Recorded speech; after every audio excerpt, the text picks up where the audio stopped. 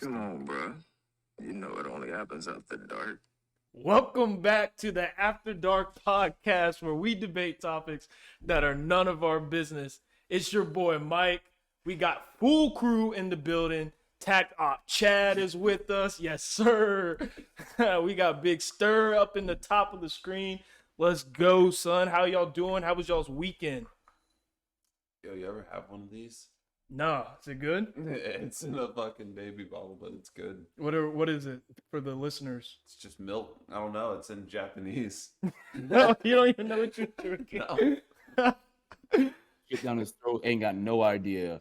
But to answer your question, Michael, because obviously Chad's drinking milk out of a Japanese bottle. He has no idea what the hell's going on right now. It's more like yogurt. Yeah, my weekend was solid. It was chill. Had a eventful day today, and we're just keeping it rolling, bro. Keeping it rolling and pushing through. It's finally getting warm again, which is fucking amazing. And I love it. So, Chad, other I than know that, you had Ratageddon. How was Ratageddon, man? Oh, we did not survive, but we had fun. I'm throwing together a video on that. Put together the first half of the video, realized it's 45 minutes long, so I don't know how I'm gonna cut this up. For the listeners that don't know, Ratageddon is a all-day airsoft event that Chad was attending. It was more roleplay than airsoft. Okay. It was like if we played like the video game Fallout in real life. oh, weird. Okay. Yeah, I've never fully played it. I know a buddy of mine, shout out Daryl. He loves that game, especially Fallout 4 specifically. I Yeah. played the hell out of it when we were living together. But yeah, man, that Well, sounds awesome though. Like, Since none of you assholes are gonna ask me how my weekend was, Oh wait, shit. You had a very eventful weekend. how was your How weekend? was your weekend? so I went to Jersey City for the first time, and let me tell you, I was a big fan of Jersey City. Good times. Shout out to my boys. They had a pop up for their clothing brand. Shout out Choner's Club. Go follow it on Instagram. Some of the finest threads coming out these days. You know, really proud of those guys. It looks sick. But yeah, man, I had some good eats. Malibu Diner, shout out to them. Serving me some nice, moist, melt in your mouth French toast. Yeah. We did. I thought you were gonna say cake. Nah, I thought you were some gonna melt say in your food. mouth French toast. But, you know, one of the most interesting things that I kind of noticed about Jersey, and I'm not sure if it was just the weekend that I was there, man, it was really quiet, very peaceful. And, you know, honestly, I feel like it's because they duck and smoke out there. Like, they really out there just ducking hella smoke. I didn't see not one female out and about walking around. So I know that Soulja Boy got these hoes scared out here. They got them ducking smoke, son. I don't know if y'all heard about it, but there was a video going around of this guy walking through Jersey City asking, well, it was primarily females, but I guess it was for anybody. Would you rather have $250 worth of food stamps or dinner with Soulja Boy? And and those girls were really just lighting him up, son, just like completely tearing him up. It was bad, but Soulja Boy had a few words for him, and that's why I think they were hiding. So, Oh, man, I think that that's Y'all gonna never make it out the hood, nigga. Y'all niggas gonna die broke, nigga. I wanna have dinner with y'all pussy AIDS infested hoes anyway. I wanna not have dinner with no broke ass bitch in New Jersey anyway. I would not have dinner with no crackhead ass looking hoes anyway. Y'all bitches could not be in the same room with me. Y'all bitches gonna die in the hood. Y'all gonna die broke. Y'all ain't gonna never touch $1 million. Y'all ain't gonna never touch 30 million. Y'all ain't gonna never touch 100K in a day. You gonna die broke. You lived your whole life broke. You ain't shit. You ain't gonna never be shit, nigga. Suck my dick, nigga. Fuck you talking about, nigga. Fuck New Jersey, nigga. Nigga. I'm from somewhere, nigga. I'm from Simpson Road, nigga. Fuck y'all crackhead looking at hoes, nigga. Y'all bitches got AIDS, nigga. Y'all bitches broke, nigga. Y'all bitches ain't shit, nigga. Y'all peasants, nigga. Fuck you talking about, nigga. Y'all some shit I stepped on, nigga. Y'all beneath me, nigga. Y'all ain't nothing, nigga. God. Fuck niggas. Oh my No, god! You see basically- that Atlanta episode with the? Oh, you one? didn't watch Atlanta, do you? Huh? I've With seen the, some of it. The Crank That Killer. Oh no, I don't. They're like, if you made a Crank That video, you better watch out because he's gonna kill you. That's basically what that was right there. So essentially, like I was saying, there was a poll going out, or really more like a in-person type survey going on for $250 worth of food stamps or a dinner with Soulja Boy, and clearly Soulja Boy was not a fan of the results. So I just kind of want to hear from you guys, what was your first initial thoughts? I'll probably take the food stamps. Why you take? I could do dinner with Soulja Boy and try to talk about starting a illegitimate business. Make some soldier pods or some something. Soulja pods. We got everyone trying to get a PlayStation 5. We can make the Soulja game. the Soldier Station 5. Christ. What do you think, Sterling? Oh my god, dude. That is just a lot to take in. Oh my god. That's a lot to take in. That boy is, first off, my man forgot where he's from. Like, he acting like he ain't grow up in the hood too. Like, this man out here cussing out other people because they don't want to eat with him and they rather have the $250. I would take the two. Anybody, if they are not in a financial position to provide for themselves, why would they not take the $250 for food stamps? Why? Are you assuming that they're not in a financial position to provide for themselves? But the thing is, he talking about girls if you talking about girls or guys in the hood, bro, first off, you are from the hood. Guess what you had? Food stamps, my boy. And guess what they weren't doing? Having lunch/dinner or whatever with you. And then you told them to suck your dick. Obviously, they didn't want to suck your dick. They didn't want to come to fucking dinner. They want the food That was a stamp. part of it too. What? No. Oh, No, he was just telling them to suck his I dick. was like, damn. That if was I his had to do that, reaction. then I don't want dinner. If you telling me as a female to suck your dick, and I already said I don't even want to come to dinner with you, you definitely ain't getting nothing out of me. I'm taking the 250 and I'm running. I'm not even turning back like Medusa in this bitch. I'm not trying to get turned into stone. Nah, y'all tripping, son. I'm taking the dinner with Soulja Boy. You know how funny that shit would be? Soulja Boy would have me geeking, son. We just be venting about them Jersey hoes.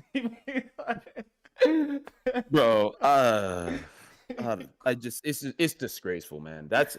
I'm sorry, I didn't mean to cut you. It's just disgraceful. It's like, bro, if I'm like that, if I ever make that type of money and that type of thing comes out, obviously I wouldn't be like Soulja Boy, where he is known for literally one thing and one thing only, and that's hey, what the hell? That's all he known for. Oh, that's you all he hating, got. son. You hating. Don't act like That's Soulja all Boy he's not got. a legend. That's all he's got. Don't act like you didn't buy a pair of soldier pods. Yeah, come on, you hating, son. Don't act like you weren't telling Nah, girls bro. in middle school to kiss you through the phone. All right, kiss me to the phone, better. I can't hate, bro. Kiss me to the phone. Look, bro. I didn't get no girls in middle school. Chill out, bro. I was ugly. I was super ugly. And one day we'll flash up some throwbacks, and y'all know what the hell I'm talking about. It was abysmal for the boy back in the day. Abysmal. This just Tough. sounds like Soldier Boy's lonely, man. He really wanted that dinner with somebody. Well, I mean, think about it. If you had to compare it to the whole, would you want 500K or dinner with Jay-Z? And there was really people out here, wanting to dinner with Jay-Z. And the comparison for Soulja Boy is $250 worth of food stamps. And they were just straight flaming my boy. I would be heated too. I might hop on live nah, y'all got me all the way twisted, son. Bro. Ain't no way, bro. No, I'm taking the dinner, dude. You should hop on live and be like, just crying and be like, I would have given you the food stamps at 2. We can't have both. What are you giving the food stamps plus the dinner? You would have a nice dinner and the food stamps. That's the thing, bro. It's like oh my God. It's we know it's a stunt, right? You got to keep yourself public, got to keep yourself active. I feel like he's hurt. He's hurt. I feel like he's hurt. he is definitely a little bit hurt. He's definitely a little bit hurt. But in that same vein, my boy is literally he's delusional. If you think I'm just gonna go to dinner with you, I could pay for the dinner with a $250 in food stamps if I wanted to. Have you seen all these cooking videos on TikTok? When has he made any more music? Musically, Soulja Boy is pretty irrelevant. But like these days. this new generation revolves around like TikTok and Instagram Reels and Yeah, well, I mean, if you really think about like artists today, anyways, and we'll kind of touch back on this later down in the pod, but like I feel like most of them are not even really known for their music, more so their antics, their influence on social media, and their presence online. So I mean, like, and as far as that case, and if we really want to keep it a buck, Soulja Boy, like, he's kind of a pioneer of online rappers. Like he was one of the first rappers on YouTube. He started the whole ringtone wave. I mean, like, Soulja Boy he's been on the wave before most people got on it. He's just not cool enough to, you know. Where are you ranking him on your top 100 rappers of all time? He's not up there. You said he was I influential. can't even name 100 rappers, but he's probably less than 100. He's not up there, but top 100 most influential rappers, that's different though. Influence goes into that too. We talked about that, but that's on another day. If y'all haven't seen that episode, go check it out on the YouTube. Nah, man, I think or Spotify or Apple Podcasts or Apple anywhere, Podcasts. Son, we everywhere. We are everywhere expanding. Yo, check your mom's Facebook. and put that shit on it. Hey, it's just like the Mr. Beast commercial or the Mr. Beast thing where like you seen the honey commercial where you're like, Mom, before you check out, download honey on your laptop and make sure you get the max. That's what we about to be like. We're gonna be like an ad on your freaking laptop. So let us know, and your phones everywhere. and your We tablet. already at your grandma's house eating her apple pie, son. We would.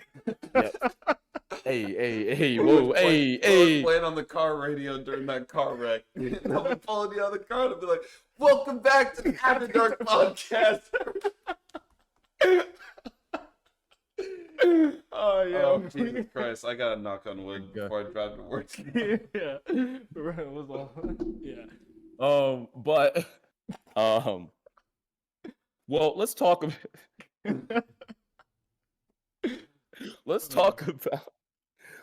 something that was really recent. Over the past few months, over the past month, you guys have probably realized, if you don't live under a rock and you have any type of inkling that what the hell is going on in the world, you've probably seen college basketball and March Madness, right? Everybody's seen it. Everybody loves it because it's just a little bit of an adrenaline rush for those that were maybe Auburn Moderns or just lifelong fans like ourselves. And just a good time, and maybe you can win some money if you get a perfect bracket, but I know damn well nobody did this year if you're on the men's or the women's side. But speaking of the women's, because everybody usually talks about the men's. So if you guys haven't heard, Angel Reese, the national championship winner now, and the player, basically the most outstanding player, was the most outstanding player. Angel Reese, LSU, congrats to y'all first off on your W. Secondly, and then there was a little bit of drama with Caitlin Clark. If y'all haven't heard of Caitlin Clark, she's a little white girl, dropped like 40, like 2-3 games in a row, right? Something crazy like that. She's got the most points in NCAA tournament history, men or women. Yes, and so she obviously went crazy. And so just to give y'all a little bit of context here, Caitlin Clark has got, she started to get a little bit of an attitude, a good attitude, right? Like competitive spirit. And she's doing the "you can't see me," basically, like that type of shit to her opponents. So, like, because she was balling. Like, if y'all haven't seen the highlights, go on YouTube and look up the highlights. Seriously, it's ridiculous. But the question is like, because Angel Reese actually had a backlash to her and did the same thing when they were beating them in the national championship towards the end of the game. And really, is there a merit to the Angel backlash in terms of how she's been getting looked at for doing the exact same thing Caitlin Clark did, but only one time? And how does it look for the future of women's basketball? Like, does this make it a little bit more? I mean, just to be 100% honest with you, does this make it more entertaining for people to watch on a day in, day out basis like they would do NCAA or NBA basketball? I feel like for me, the complete bias and double standard was just so fully on display that weekend. So to start off with, the first answer is was there merit to the backlash? I don't think that there was merit to the backlash at all. Angel Reese they're competitors. Like, what are we even talking about, son? We are too PC. We are too soft these days. it's really just kind of irking my nerves the way sports are moving. Like even in the NBA, if you like say one thing to somebody or look somebody's way, they're throwing a tech. Like, what are we doing, son? This is sports. This is sports. This is what we want. This was the first time ever that I can remember that, you know, the females basketball tournament was way more entertaining than the men's. I was not checking for the men's like I was checking for the female tournament. And it was mainly because I feel like Caitlin Clark is an absolute dog, son. She's a dog. And she's single-handedly, like, kind of bringing me to this women's basketball and, like, oh, let me pay attention a little bit more. But I also, I didn't know about Angel Reese too much. I saw her in the Final Four play when I was on my plane ride to New Jersey, and she was killing it. I like her fire, I like her power, her passion, you know, the sass she comes with, and just her whole competitive spirit. But for me, I don't understand, like, what's the backlash? Is it because she's, like, I don't want to pull the race card. Like Sterling or Chad, do you feel like it's because she's black? Because Caitlin Clark was doing the same thing. And, you know, and I do want to be fair, like, what Caitlin was doing, I don't feel like was the same thing that Angel did. I do think it was different, but I don't have a problem with it either way. That's just sports. You live and you die by it. Like, who cares? Like, give it up. Yeah. Who cares? Yeah. I've got no fucking clue what's going on. for what it sounds like, I don't watch basketball. I don't watch women's basketball.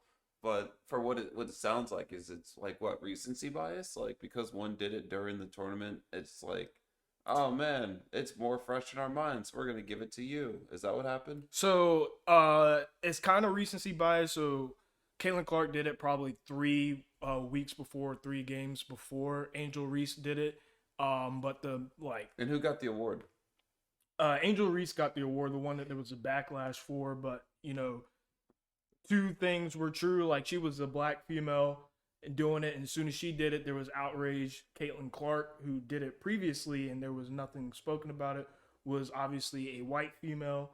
I'm not saying that there was particularly race being played a part, but we do know how hard it can be for black women to be passionate about anything without getting that label as, you know, they're just stuck up and mean and nobody wants to deal with them type stuff. So Yeah. So, I mean, on that regard, like, obviously, it would be great for me to be controversial about this, could make good conversation. But at the end of the day, like, for me, I saw it, like, I think I agree with you. I mean, the sad thing is I have to agree with you because I understand, like, from that perspective, like, women in general already get bogged down in their sports because let's just be honest, we know this. It's just not as entertaining, just historically as men's sports. It's just how it goes.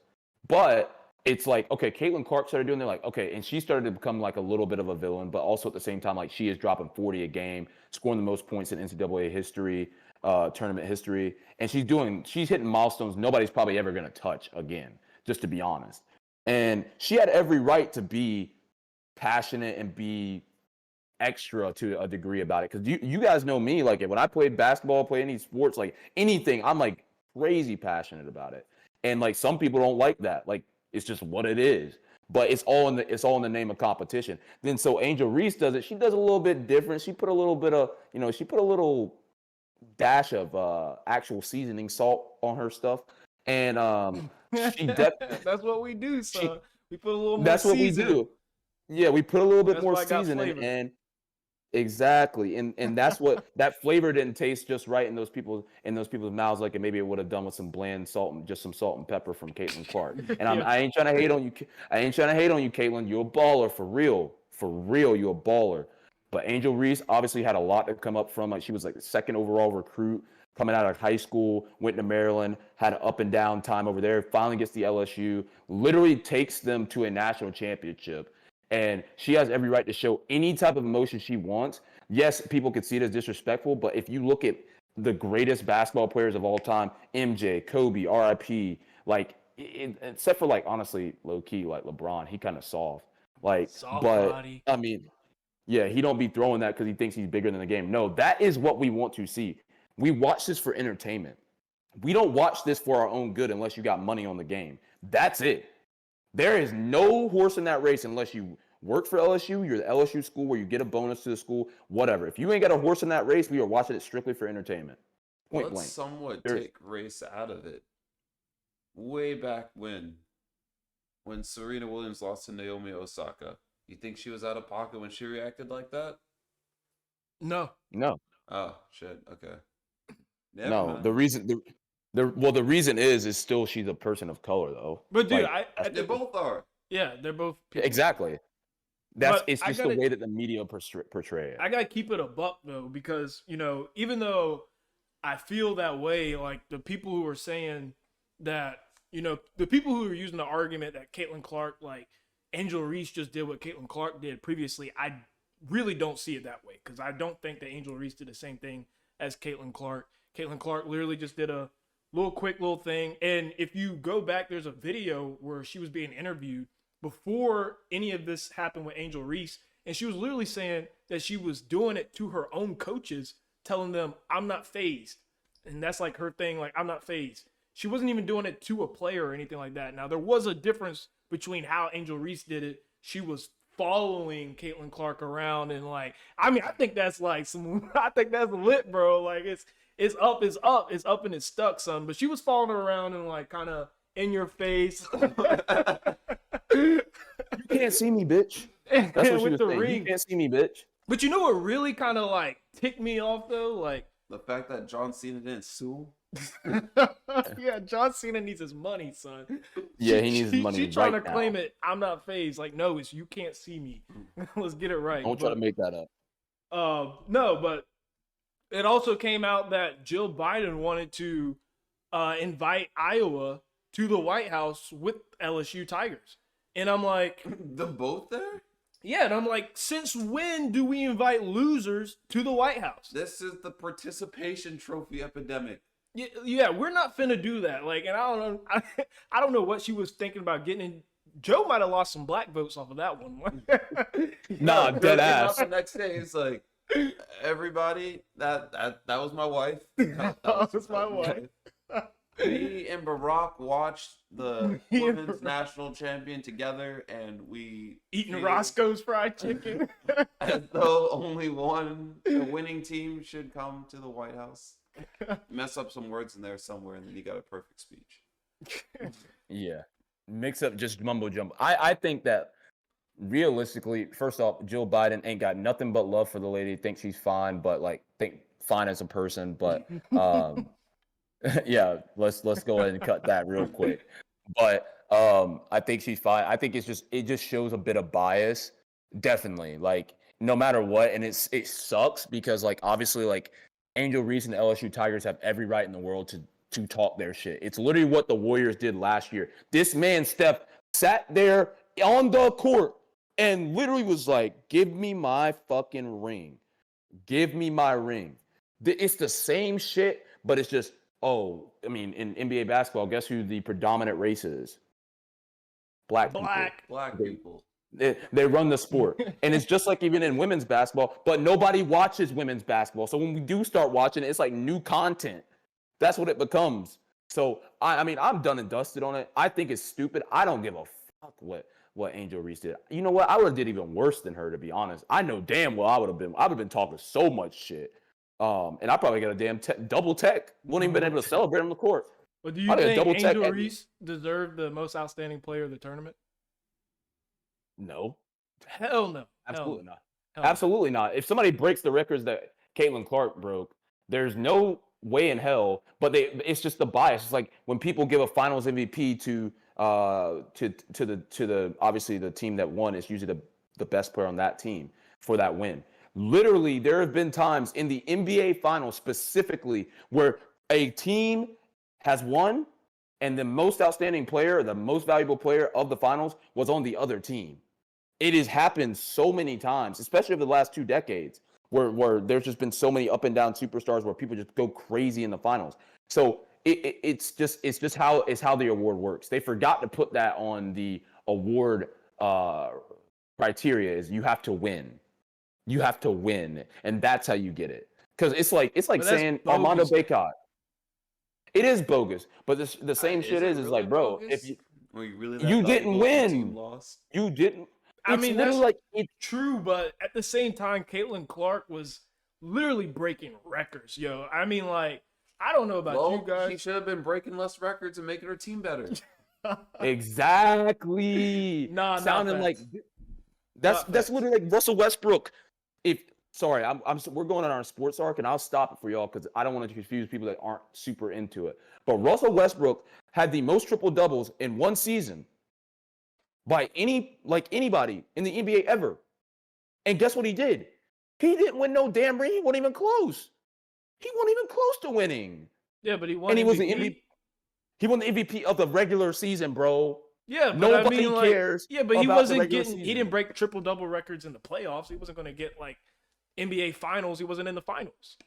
But that's what I'm saying.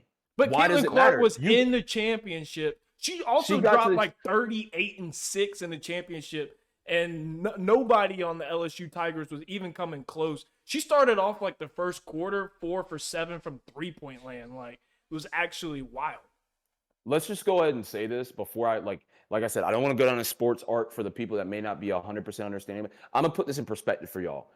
Put it like this. Maybe she put up 38-6, 6 assists, by the way, people, if you don't know, 6 and or rebounds, depending on what the stats higher. But let me just go ahead and tell you, maybe she should have passed the ball some damn more to some wide open motherfuckers, and maybe they would have had a chance to win the game. Because the final score of that game, let me just pull it up for you guys really quick. LSU women's versus But we really Iowa. going to sit here and say Angel Reese did more? She was more deserving than Caitlin Clark to win that? Let's just get an understanding here. Let me just put this in perspective really quick because the score was 102-85. Guess what? Yes, Caitlin Clark, you scored almost half the points for your team, and you still lost. She also took down South Carolina Gamecocks, who were on a 42-game winning streak that was literally minus 140 against the field to win the championship. And she dropped 40 on them hoes. My ass, bro. Guess what? If I put up 7-2-2 and I got a ring and you put up 38-6, guess who the fuck's laughing home? Me. Okay, but the award is the most outstanding player. It's not even most valuable, but it's most outstanding player. Angel Reese can't. Outstanding, bro. She didn't win a ring. She didn't win a So you ring. don't. Oh my. Bro. So you think just because Angel Reese didn't even have the best game in the championship on her team?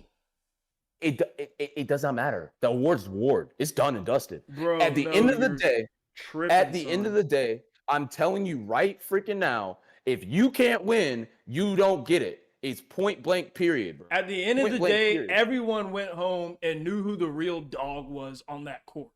There was literally not a single doubt of who the real dog was on that court. And let me just go ahead and say this. You play women's basketball. I ain't trying to hate. You play women's basketball. We know it was more entertaining, but let's just be honest. Caitlin Clark, we probably ain't going to hear a word from you for the rest of your life once you go to WNBA. It's just what it is. Nah, I'm calling cap, son. I'm calling cap. She the Hey, female bro, Curry. you can call Female Curry. Bro, do you remember Diana? Sorry. Let me stop. Name 5 WNBA players. I'm not talking Diana about them. Taurasi, I'm talking about Caitlin Clark. Lisa Leslie. I'm talking Caitlin about Clark Caitlin is Clark. great, bro. She's great, but she plays women's basketball. Let's just go ahead and understand. Most outstanding player in this situation is the people that win. Nobody cares if you lose. I'm sure you've heard that from your dad. It's of the whole tournament. It doesn't matter. What's the point of the tournament? Why do you play the tournament? Why do you play it? Why do you play a tournament? The team plays it to win, but that doesn't mean you were the most outstanding player of the team. So you tell me right now it is. I'm telling you that Caitlin Clark should have won that award, hands down. She broke the record. She might get fucking what's the award they give out for most outstanding player in the women's? I know it's Wooden Award in the. That's Player of the Year, but that's a regular season award. It doesn't matter. They should have two awards for this tournament. Well, there's 2 awards. It's called Most Outstanding Player and NCAA Champion. Those are 2 awards. Maybe if you ain't got those 2 awards, guess what the hell matters? Nothing. You came second. You were the first loser. The first. Nah, I think runner-up. Caitlin Clark walked out of that building, and she was the only star that walked out of the building that night. And you guess how she felt? She wouldn't give a fuck if she won Most Outstanding Player, bro. She's like, oh, thanks. Well, I'm sure she would prefer to have the championship, but she should have won the Most Outstanding Player. I can't reward losers. It's just like you said, Jill Biden tried to invite them to the White House. You can't reward losers. Go back and get better. Come back and be better and win. Nobody cares about a loser. But Angel Reese got the championship award. That's what you get for winning the championship. But to be the most outstanding, I would get it if she didn't make the championship or she got to the championship and laid a goose egg. She was literally by far the most impressive player in every single game she played in, even the championship. Angel Reese didn't have anything on Caitlin Clark that whole game on the court. The team beat Caitlin Clark. And let's be real, it's only Caitlin Clark versus the whole squad of LSU. They had like 3 people go over 15 points. Caitlin Clark is a dog and should have won that award. I mean, I understand the precedent of it, but in a situation like this, when someone's just absolutely breaking records and is clearly a generational type talent that nobody else is on that court, I think that you kind of have to like use that as a way to give her that champion. And she can be a generational type talent in the WNBA. Go ahead and make your bread, girl. Maybe next time she'll score 30 more points. Yep. Yep. If you that outstanding, go ahead, score 30 more. It's just what it is. But to like lean it back, I know we ain't gonna ever agree on that. That's just what it is. To be honest, I want to kind of go to a bit of a weird note, like a weird one, because I hate that. Like, I hate bringing up the dead, because that's like the last thing I want to do. But there's a video that had surfaced a few weeks ago about Michael Jackson planning to buy Marvel. But here's the catch. This is right before the child, weird stuff with the children's allegations had surfaced. And when you think about Michael Jackson, to put in perspective for the listeners and viewers on YouTube, Apple Pod, Spotify, in your face everywhere, like, Marvel is Marvel. If you don't know what Marvel is, you need to get the fuck from under the rock that you live in and find light and God probably too. But the question is why is it so timely? Is it that happened right when he was going to literally purchase the biggest franchise of movies, like close to the biggest franchise of movies ever, and one of the most well-known comic books of all time, essentially? Is it a conspiracy, or is that coincidence in terms of how that all went about? And is that something that can almost be looked back on? Before we get into it, I want to play a snippet of what he said, because you said Marvel was like one of the biggest movie franchises, but this was way before they really got in their bag. And I just want to hear like how fucking genius Michael Jackson is, and how he's truly probably does not get the credit, but he might be the greatest businessman of all musicians. And I'm just going to play this small snippet real quick. We could easily go into Universal and buy. We would own Jaws, E.T., Close Encounters, all the classics from Universal. Own all of that stuff. That would allow us to do a channel. The Marvel channel can be not only the Marvel characters, Marvel films, like the catalog. We could do anything we want, from restaurants to retail, theme park. Can you hear, like, the man basically predicted the future of what Marvel could be before anybody was thinking about this. And he's an artist. He's an artist, man. So, and I'm going to go ahead and I'm going to let Chad go, and then I'll circle back. But you already know my bias. I think Michael Jackson's the greatest artist to ever live. So I'm about to get in my bag in a second. I'll be the bad guy here.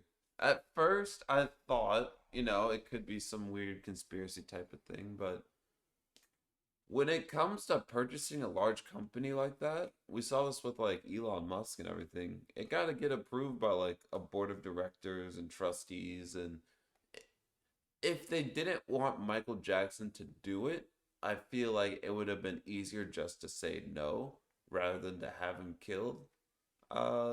Well, I mean, they didn't have him killed. It was the incident with the kids that started coming up right after. oh, that's okay. And then he died shortly after. Yeah. It was not that far apart, but Oh no, that was a while. That was a little bit. Yeah, still but shortly. even then, like why not just say no? Like, Well, so Because here's the thing that's when it fucking comes to Jackson. big companies and just saying no. Most of the companies and the investors that hold equity in that company, they have a responsibility to return the greatest value back to their investors. fuck it. So- I changed my mind. Wait, because I forgot that before the whole kid thing, Michael Jackson was the most beloved pop star in America. Like, how are you gonna say no to Michael Jackson? But even for that, he's got the capital. So let's say, like, even if you didn't want me to own your business and you had investors who were investing in your business, let's say it was $5 million, I come to you and I say, I want to buy it for $15 million. Good luck telling your investors, no, I don't want Michael Bynum to own it because they're going to be like, fuck you, nigga. You going to hit that $15 million and give me my 20% share of it. So the thing was, it's not just that easy to say no to him, is that Michael Jackson actually had the capital and the wherewithal to go out and buy that company. So they almost had to do a smear campaign, because when you're dealing with like comics and kid stuff like that, like you can't have the owner of it have allegations out there that he's over here touching little boys and stuff like that. So to me, I think it's conspiracy, has conspiracy written all over it. I think there's conspiracy written all over his death, which is another story. But I also want to give credence to Michael Jackson, because I think we give a lot of ups to Jay-Z, P. Diddy, Master P, Kanye West, but I think Michael Jackson was way ahead of his times as far as a businessman, and probably the greatest businessman of any artist that we've ever seen. I mean, I would have to say, and not that I believe the allegations about the child stuff, because I think that's so fine. It's so You gotta stop it's using such a fine. yeah, it's so you guys know what I mean. It's Oh, so man. fragile.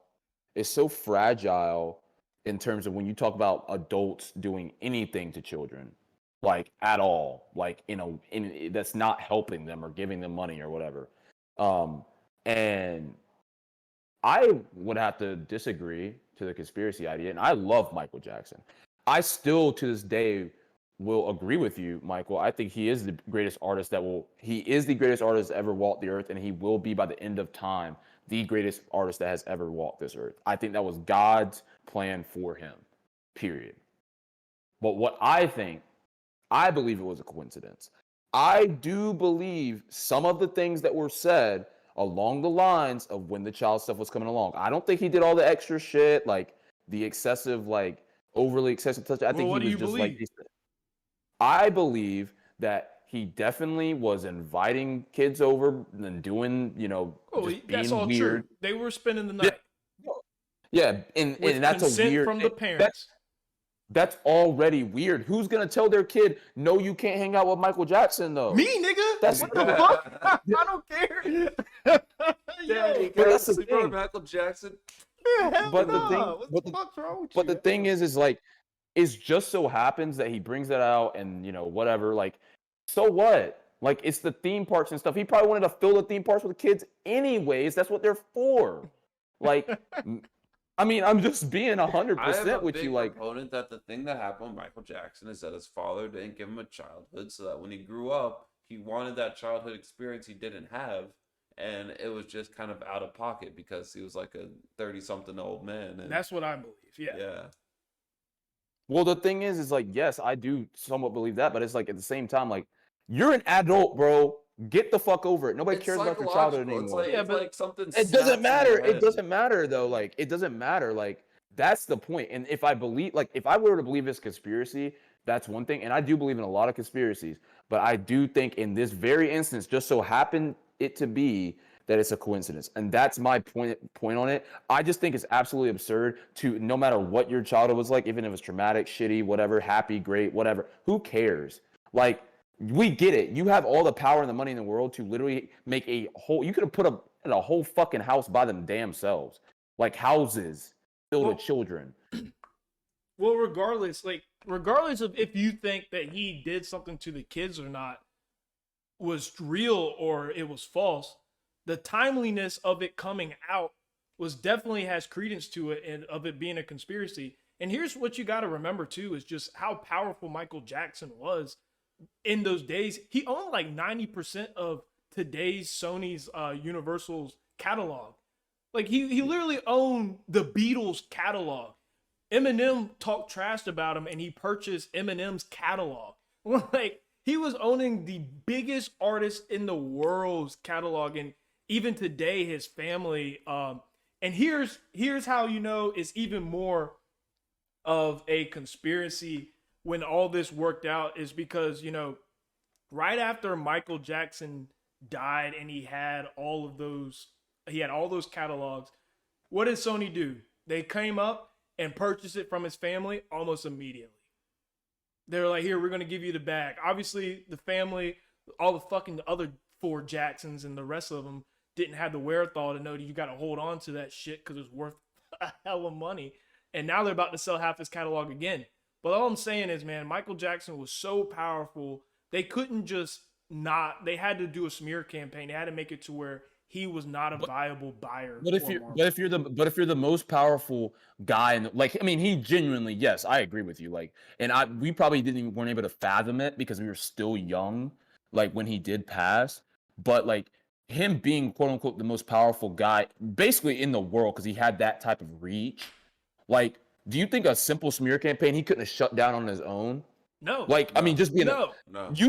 You think if we're talking, they're talking about touching little kids' pee-pees, yo. Bro, what are you talking about? Like, how do you get past that? What are you saying, Sterling? All right. No. This is the press right here. Hey, Sterling. So apparently you've been touching little boys' pee-pees. What do you have to say about that? Let's hear your PC answer. Well, I understand that, you know, that's something that's been going around. I just want to let people know that I'm just giving the kids a good time at the place and letting them do whatever they want to do. You already.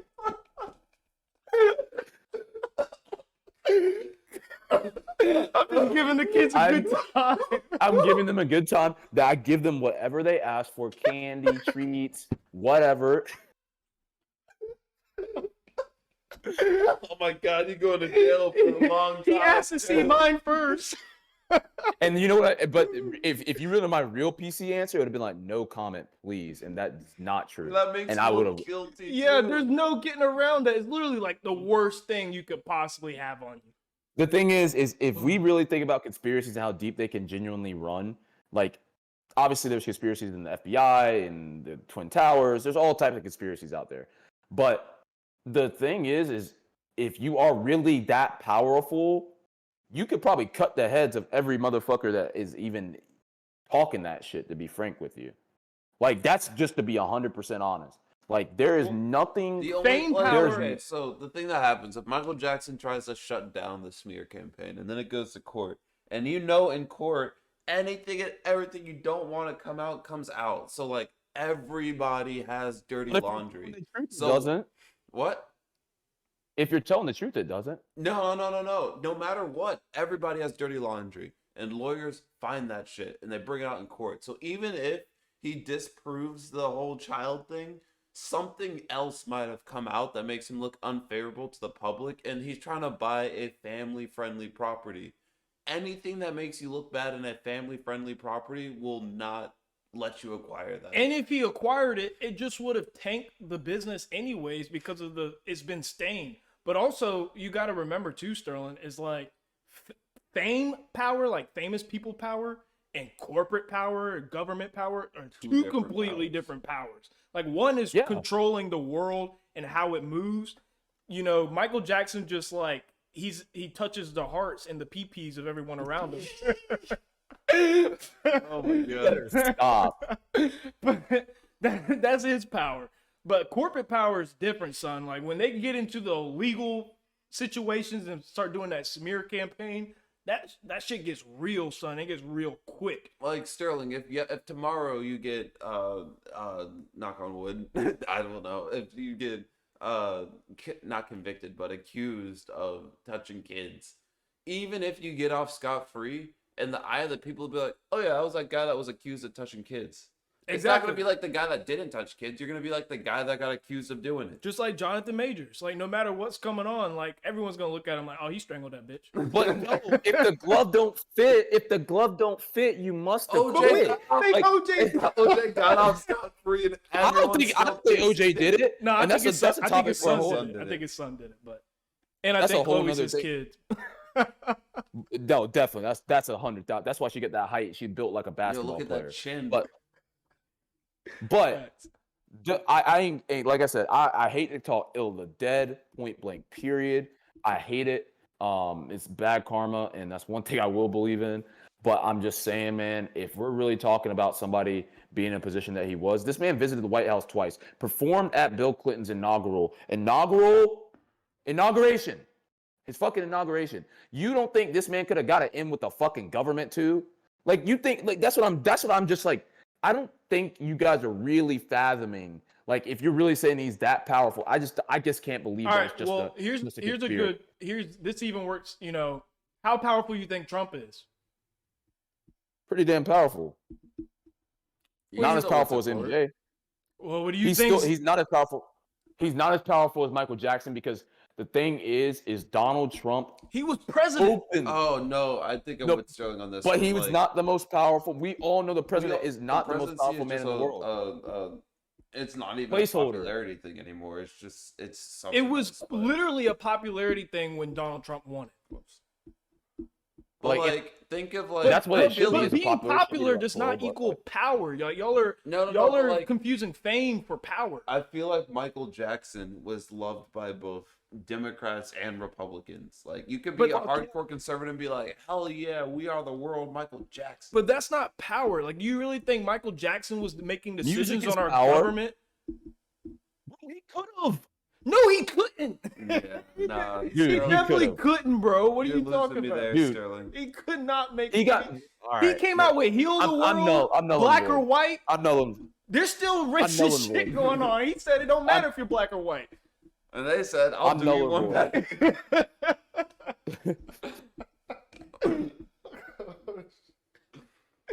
Oh my god.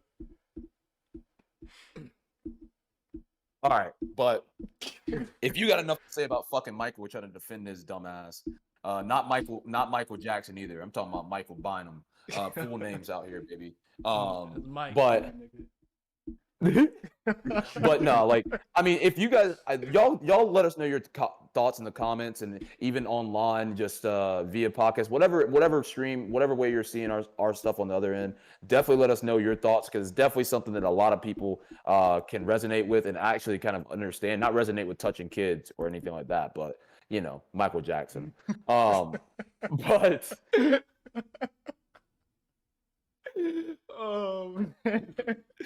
But on a bit of a, like, more of our term, like let's think about it this, right? I mean, we all know Dreamville was this past weekend. Hey, up in Raleigh, North Carolina, and so Dreamville Fest happened, and you know, we really think about three big heads in hip hop right now, rap in general, and that's Drake, J. Cole, and Kendrick. Three of the most prominent figures in this day and age in pop culture, point blank, period.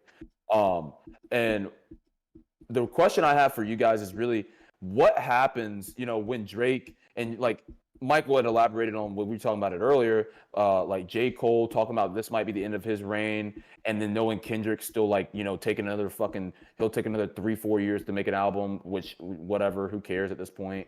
And the question I have for you guys is, knowing these three guys, these three GOATs, is rap left in good hands knowing whenever they leave, or is it kind of just falling from the wayside for the rest of our lives and maybe the rest of the history of the world?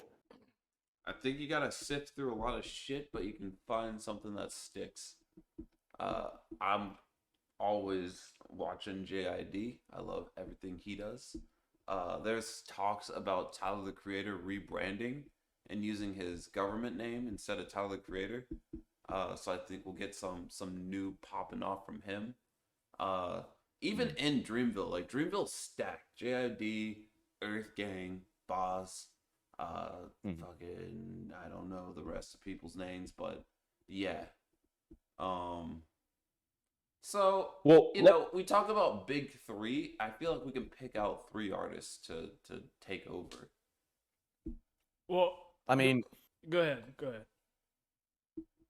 yeah, we got Lil Baby as one. He's an automatic takeover, like next up type of shit. We already had this discussion. I would argue that. Knowing, yeah, you would argue that in a negative light. I just don't think he's an automatic takeover. I don't Like think he's his an last automatic album takeover. wasn't that great. He's got a hit on his next one. Look, we. All right. Travis look, Scott. All right. Yeah. Like, okay, no. We can't put. And I love Travis Scott. If you can't put Travis Scott in there, then you think it's in bad hands. The only Little Baby song I know is the one with him and Travis Scott. Well, that's just like there's definitely more Lil Baby songs than that. Okay, that's the only one I like. Okay, that's the only one I thought of. I think the best analogy to think of how rap's about to transition after the big three go away is when you think about, to stick on the superheroes and Marvel and everything back in the day. When you think about are we getting a phase 5 of Marvel? that's what I'm thinking. We about to stop. I'm thinking that we're like, back in the day, we only really focused on Spider-Man, Hulk, Superman, Batman. We had our greats, and that's really what we focused on unless you were like diving into the comic books. But now that, the franchise is so big, they put everything on the map. And I think the way it's going to go after we transition from these three, so we're just going to get a, wayside dump of a bunch of little mini rap superheroes and everything and their storylines, but we're not going to get like the main characters anymore. And I'm honestly like, I think that it means that we're really not going to be in the best hands for rap. Like, I like JID. Do I think that he's like on the path to take over a spot of J. Cole or Drake or Kendrick? Not at the moment. I don't. I think he has all the talent in the world. He could, but I don't know if the masses are going to take to him like that if they haven't taken to him like that already. So, and like Lil Baby, as far as Lil Baby goes, like, I don't think it's signed, sealed, delivered that he's the next thing. Like, I think it was, people thought that until his last album dropped, and it really wasn't that heat. He's got to come with some heat next time. If he drops another, it was straight, then that whole hype is gone already. This is why people need to take a page out of Gucci Mane's book. Put out like 5 albums a year. Everyone will listen to them, and then some of them are good, but no one will ever be like, "Yo, Gucci's bad." That is definitely one of the things I did want to say, that I agree that rap may not be in the best hands after the 3 step down. One reason is that, like, I know that they're gonna have to probably pry into these people's like old stuff to use on features and stuff to blend up their songs, which is fine. But it's also the fact that a lot of these newer artists can't put projects together. They can make a TikTok banger, because we had a conversation about that. Like, that's how you get to that mecca. Like, Meg The Stallion would not be Meg The Stallion without TikTok. It is just, that is what it is. But or get shot by Tory Lanez, yeah. But the thing is, he still didn't do it. But either way, I think that what's going to happen is, he didn't do it. Hey man, I always stick on my man Tory side. But I wanted to mention also, you mentioned Marvel and then you said Batman. He's DC, bro. You gotta get your shit straight. You didn't say Batman. I did Yes, say he did. Batman Oh, and you did? Superman, but I was saying And that, he's also a fucking vigilante. He's not a superhero. We know this. And let's and he's make overrated put as this straight. fuck. But, Like, if we try to, like, will we at least get a Robin if we're talking about just in terms of comics in general Fuck and a superheroes? Robin. We have what the fuck you saying? Fuck Robin, bro. Like, fuck Robin. hey, look, like, let me just put it this way for you guys. If we're talking about the future of rap is going to struggle not making bangers. Like, that's not going to be a problem. That will not be an issue, because there'll always be a brand new artist come out with something, like something to get you, damn, that beat's nice. I don't know the word he said, but that shit nice. Like, but they ain't going to be able to have those projects where we like talk about, we talk about Thank Me Later. We talk about, Views, all these albums that, like, those are just some Drake albums, but even you speak about J. Cole, All these albums. or you could talk about X, or you could talk about any of the albums that like J. Cole, Kendrick, or Drake have dropped, and we obviously have memorable albums from them. There's not very memorable albums from anybody coming up now, which is why I do agree that it may not be in the best hands. I think it'll find its way, but I think the generation we're going into doesn't care about projects anymore. Like that's the difference. The thing. The It's the reason coin is the why coin is people- turning now. The reason why people have such a critical eye on music now is because all these artists are like taking 2-3 years to drop a project, and you're like, oh man, I've been waiting 2-3 years for this guy. And then if it's good, it needs to be great. And if it's not great, then it kind of flops. Or, you know, you have artists who drop all the time and it's just like you're oversaturating and you have the same sound. I think the problem is that Migos. I like the Migos. I know, but like, I pick still like any one of their Migos. songs. And tell me R.I.P. doesn't sound Takeoff, like the- bro. Chill out. That was like fucking, what, 6 months ago? No, but Hey man, that wound's still fresh. still fresh. People were making 9/11 jokes on 9/12. I think the Oh the my problem God. is like people they go like, yeah, like you said, Sterling, I agree. Like the hits are gonna keep coming because there's always gonna be a new hit out. But the problem is that person comes out with that one hit, they might get a couple good features out that and might get one more spark in the bottle, and it's just done with and they fizzle out. And I think that's bad for music because what keeps music going are the superstars. Drake, J. Cole, Kendrick, Kanye, they are the people that keep music going. Like, when you really think about it, all these little people, they drop these songs, we like it and whatnot. But what really makes the world stop and keeps us going with the bangers is when Drake drops Her Loss, when Kendrick drops his music, when J. Cole drops his music. That's what we're really checking for. When Kanye is not anti-Semitic anymore. Well, I want to let it be known. Ye only helps with the Twitter feed right now, but that's just go ahead and like that's a talk for another day. I Donda wanted was to put super hot fire. no Donda was crazy, and the hype around Donda was crazy. I'm having like people show me literally like fucking leaks of this shit. Like this is like how hard people are going for this shit, and I don't complain, but I'm saying the thing is like I know that there will be the next up, and they might come out of fucking nowhere. Like genuinely, there might be somebody that like Drake's breeding, or not even Drake, maybe Kendrick or J. Cole's breeding, or even Ye. Little Baby Keem. The only thing Drake's breeding is little girls. Baby, oh my god, Baby Keem could be something, but Baby Keem is also super inconsistent, where his lyricism doesn't come out the way it needs to be, and he's very Also, tentative. I want to state that Baby Keem is just getting carried by Uncle Kendrick's back. Well, guess what? That's what you have to do. 'Cause Nah, at Baby first, Keem's when- album was better than Kendrick's album. Let's keep it a buck. Yeah, and yes, let's keep it a motherfucking 1,000, bro. A motherfucking 1,000. much better. Like let me. But the thing is, he still comes tentative, where these people aren't gonna gravitate to the way they do Kendrick, where that lyricism doesn't go the exact same way that people are feeling it, where they can vibe, like not vibe to, but they can like resonate with it. That's the difference. Think about it. When Drake kind of took the torch from Wayne a bit, like when Wayne was literally the shit for so long. Drake was a protege, a full-on protege of Lil Wayne. And he comes out, he changes sound, and like you've said before, Michael, he's changed music and how people rap now. And so all you need is somebody like that. That's one. You add another one, and then it pops up out of nowhere. Maybe it's somebody right now that's doing all right, but maybe it's like, damn, they started dropping some really crazy shit. Finally took them damn 7-8 years, but it's starting to work. That's how it works. Because when Drake came out, he was fire. Well, Bedrock, his little verse up there, but he still wasn't the hottest nigga out. Or the second hottest nigga out at the time. It was somebody else. And But we don't have anyone taking that torch right now.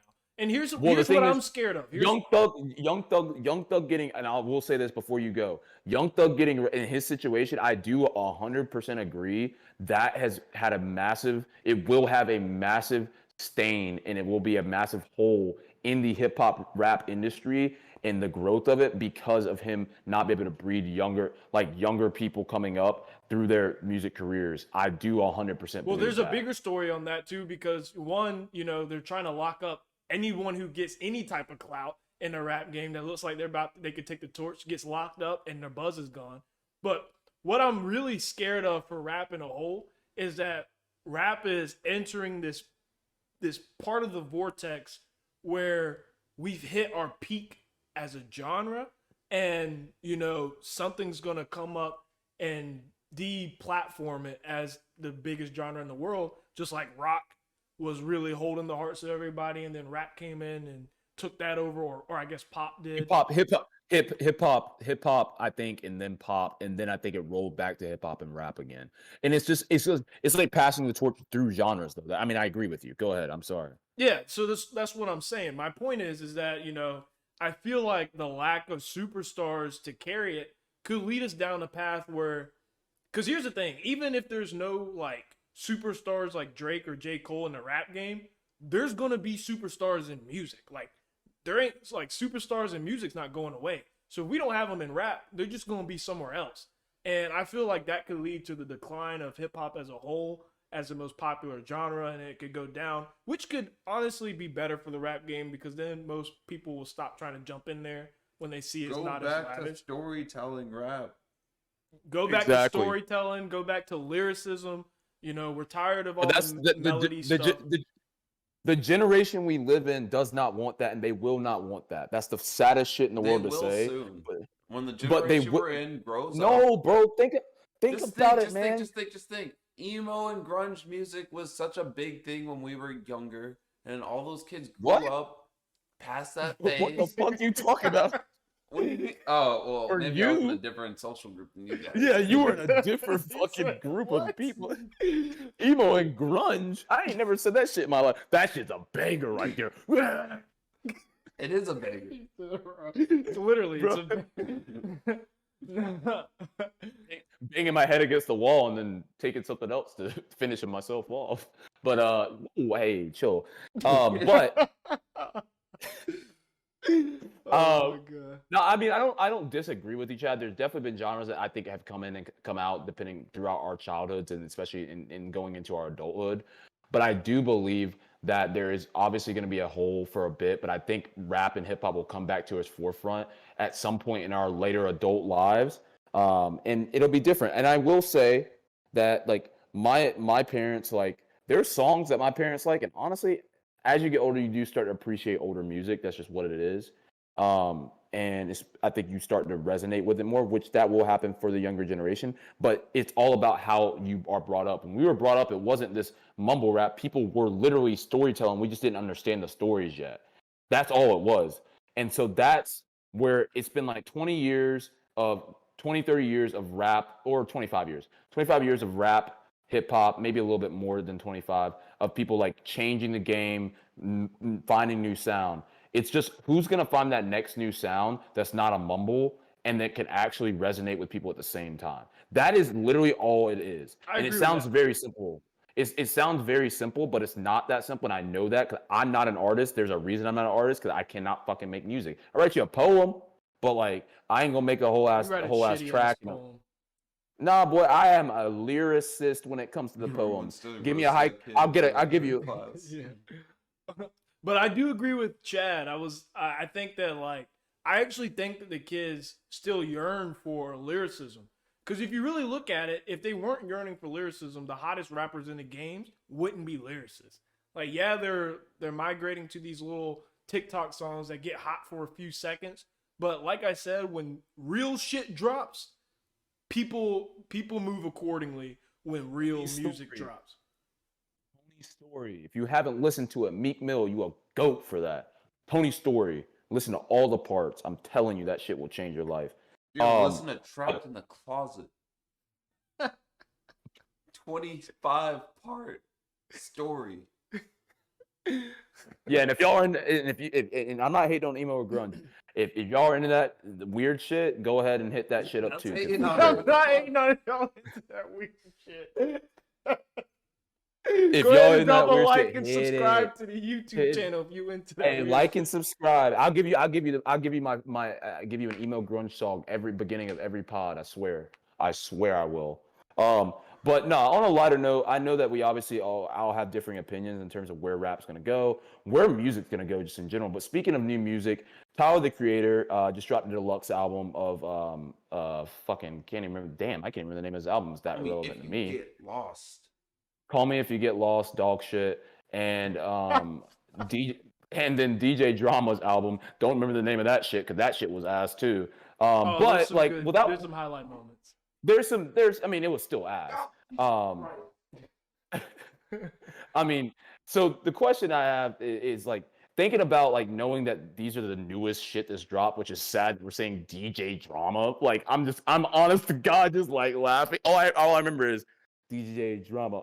I ain't never. I just think of wishing every time. But what's really hot? What's not? How do you guys feel about the albums if you've listened, or the deluxe of Tyler's and then the album for DJ Drama if you have listened to it in full or maybe listened to some parts? And has 2023, like, I mean, it's April now. I mean, we in the second quarter. We in Q2. We in spring, For those that are son. we are in spring. We are in Q2. This is when the shit starts to start dropping and building up for summertime when we get the stupid bangers, this crazy fucking shit that happens.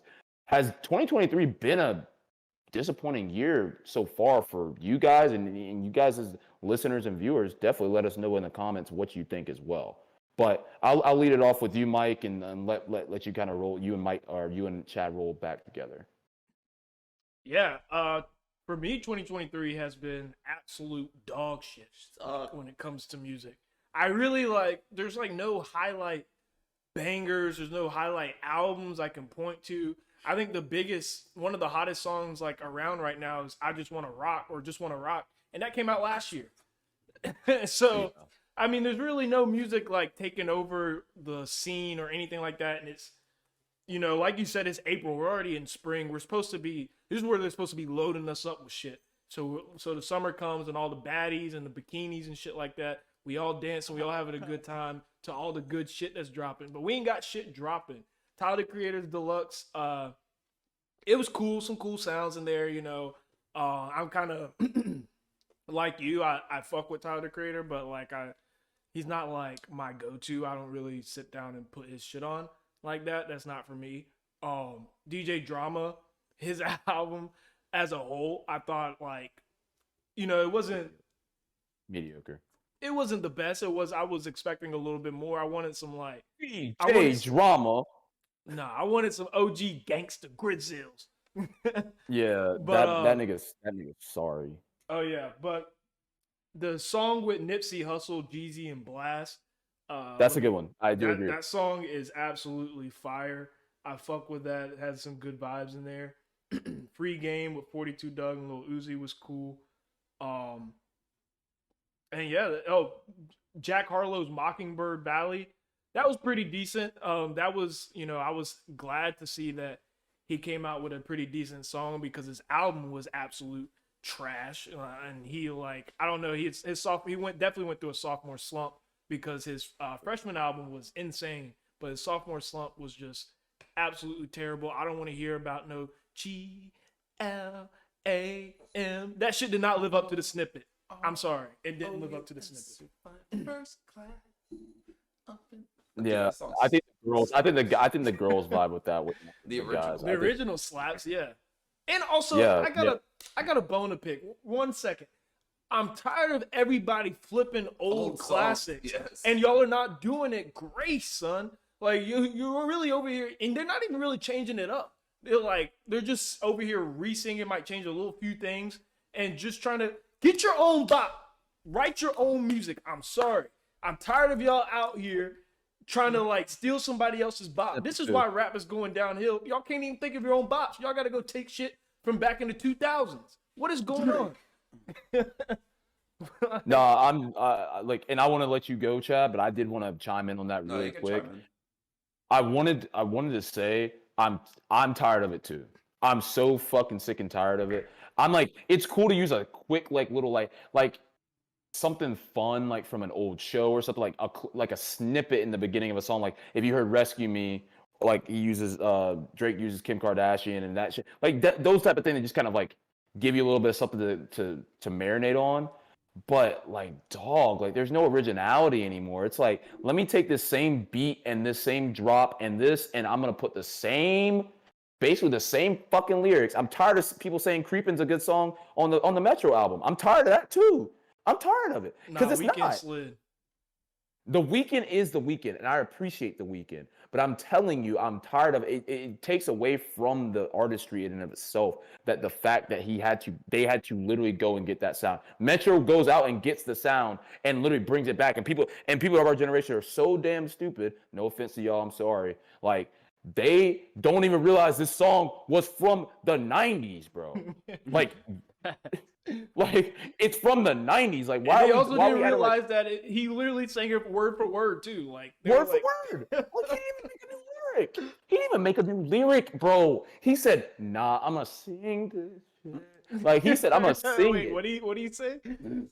I'ma sing this shit." Like he gonna Well, hit the it like Weeknd that. can get away with it because it's the fucking weekend. Well, the Weeknd could get away with it for only a little bit longer. Because you keep dropping on them shits, I'm gonna start losing a little respect, my boy. No, I could have the Weeknd re-sing a lot of songs and be like, damn, this is good.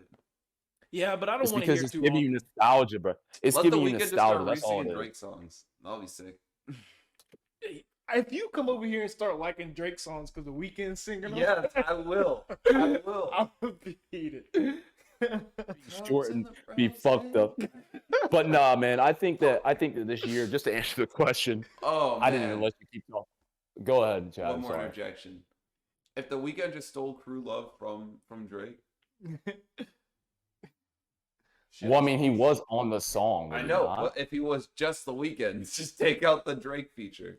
Wait, it's not a Drake feature. It's a Weeknd feature. It's not a Drake. It was his album. I know, but like, Weeknd wasn't even. No, he wasn't even. I don't think he was technically even featured on it. He just put him on the song. That was it. oh, But to answer the question, I think this year has been disappointing. I think it might be one of the most disappointing years in music. I think it will be probably because you kind of like, I don't know if you guys ever realize this. You can kind of feel throughout the year if the year is gonna be a good year in music. If it doesn't have to have like bangers and nothing crazy at the beginning of the year to get you going and nothing like that, but you kind of feel like something's coming.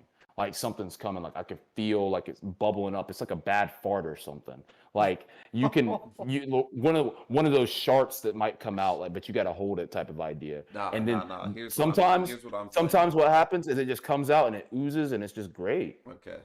Okay. I think this year is gonna suck, but then fucking Kung Fu Kenny is gonna hit us with a titty slapper out of nowhere. We're just gonna hear him. Kung Fu Kenny. So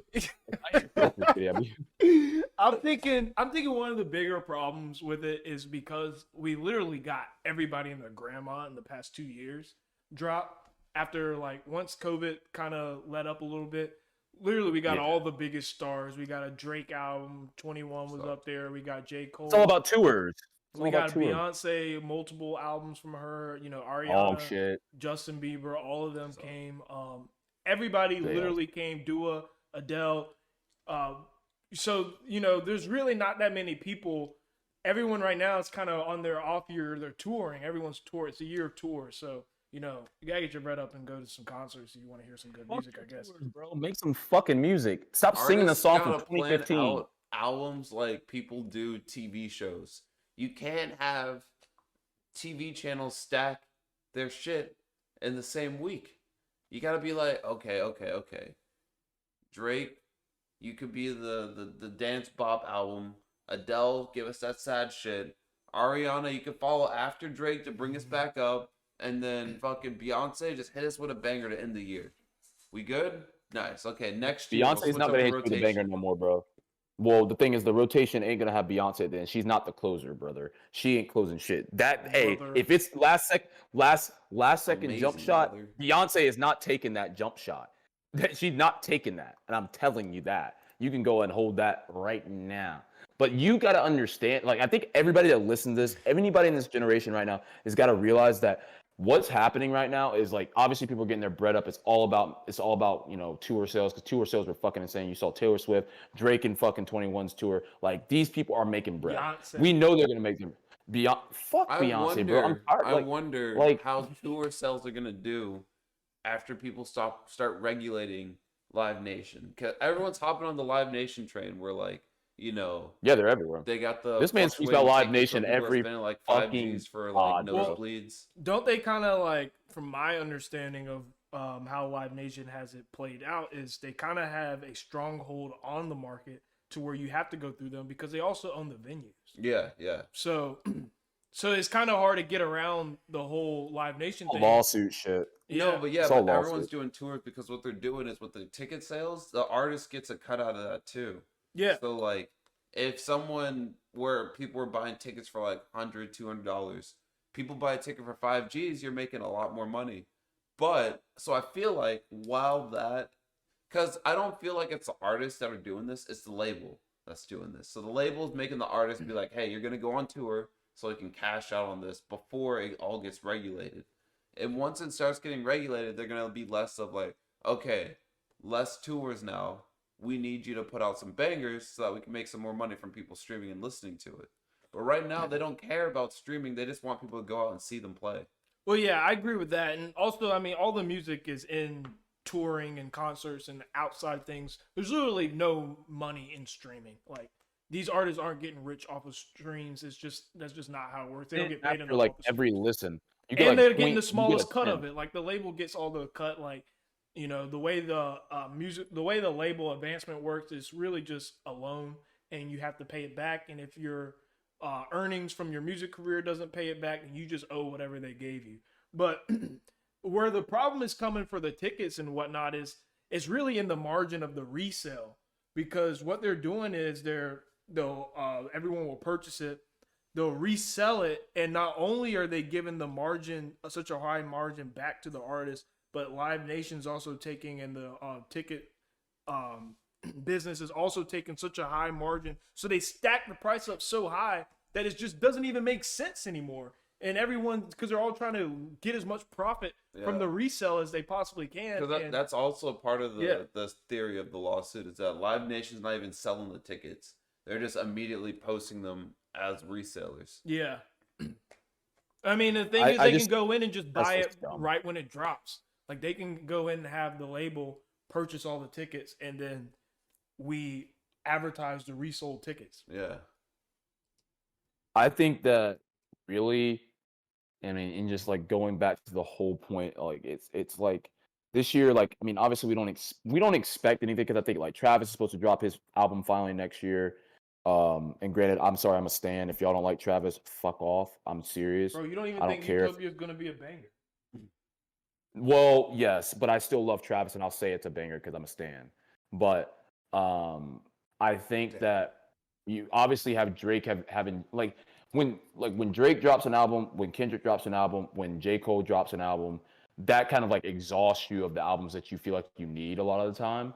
Like just think about hip hop now. Like if you really think about it, like, this is what we think about. And then like, obviously like collab albums, even when DJ Khaled, and I'm not saying that DJ Khaled drops the greatest albums of all time, nothing like that, but like he'll always have bangers up there. He'll always have like good features because he's DJ Khaled. And I think that no, DJ Drama is old, bro. He's getting old. He's getting old, nigga. And and I wanted to speak on both the albums, or the deluxe and the album. DJ Drama, you did all right. It wasn't dog shit. I'm sorry I said that earlier. It wasn't dog shit. You did okay. But Tyler, your sound ain't it. I'm sorry, bro. You can resonate with the hippie girls, and I'm sorry if there's any hippie girls out there. Like, you can resonate with them. You can resonate with the people that literally are high as fuck all day long. Like, I'm not gonna fuck with it. I'm not gonna fuck with it, bro. No, I don't care. It's the sound. You're trying to create a new sound, and the sound ain't fucking good, bro. You it ain't also good. hate Childish Gambino, don't you? No, I love Childish Gambino, because Childish Gambino he actually warps different pieces. Like, I get Tyler Creator's got this. He's been through like a whole phase of like, he had the fucking, what was that song? I've been in like that you know the song I'm thinking about. It's a really deep voice. Paradox. No, Yeah, that song. Yeah. Yeah, he's got these aggressive ass songs as a young guy, and then he starts changing his sound, which is fine. And then he starts changing his sound, and it's like, okay, this shit's becoming lame. Like, I don't need you to come out here and try to sing to me and be a lyricist either. I want you to get some lyrics, but don't be a fucking singer. It ain't good. Your sound ain't good. The beats suck, and you need to get off the shit. Find another lane, bro. Find another lane, or find another career, because you're making plenty of money. Find another career. Literally, the new sound he found is what got him great. I know, he got a fucking Grammy in there. But the thing, I don't want to hear shit about the Grammys either, bro, because the Grammys are fucking bullshit half the time too. I do agree. I like the Grammys when black people win them. Hey, let it be known that Chad does not like when white people win Grammys. Let it be known. I like Let it when be known. Leonardo DiCaprio won one. That was an Oscar. Never mind. Yeah, It was an Oscar. Yeah, you can white quote people me on win that. Oscars, bro. Yeah. Yeah, that's what But they do. They win for Oscars. Will Smith slapped people at him. for the people out there that are obviously fans of any of the upcoming artists now, honestly, I want you guys to drop like honestly comments below of people that like maybe we don't talk about a lot, like artists that we may not know about a lot, or maybe there's a song or something. Slip those things down there. Give them a shout out. If this is something that you guys feel like is something that we would like, I shoot got it down you there some, because I'm Sterling. all okay. You It's know not I emo stay on grunge. TikTok. There's actually a lot of pretty good TikTok artists out there. Yeah, like I mean, dude, guys, like I really want you guys to be the like listeners too. Like whatever way you've got to comment, whatever way you got to reach us on Instagram at 3brothers919, please. Take a listen to some songs and some people that you like and shoot it over to us because we'd love to be able to like give us some critique on it and see what we think about it, and maybe it is the future of rap. Who fucking knows? And if you send us some trash, I'ma definitely put that in the doc to dog shit on your whole musical taste. So you know, you better don't send us no trash because I'm gonna let you know right out the gate. That's why you get a bunch of trash. Be mindful, but you know, I mean, that's enough of that. And I'm gonna send you I think that what?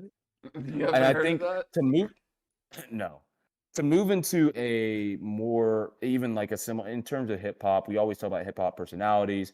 We always shout out DJ Academics. It seems like I know Mike. I watch DJ Academics here and there too, keep up with them.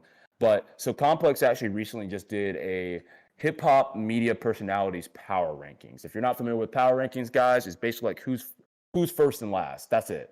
And the question I have is, did they get it right? So we're looking at it, and I pulled it up here so I can read it off. I'm going to read off the top 10 for you guys. Yeah. Okay. Just do that. So top 10 here.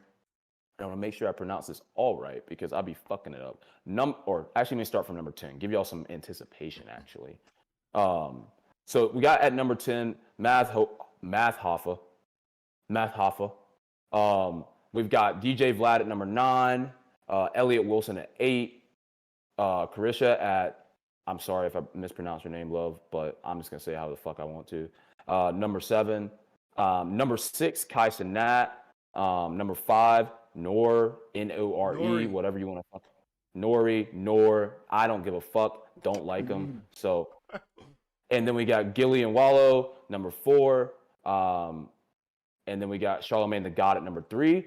Number 2, our boy, DJ Academics. And then number 1, you had to guess it if you didn't hear his name by now. Motherfucking The GOAT. ugly ass The Joe GOAT. Budden.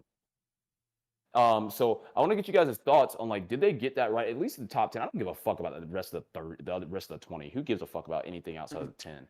You ain't even all those people. I only knew the top 3, so I guess that makes sense to me. Yeah.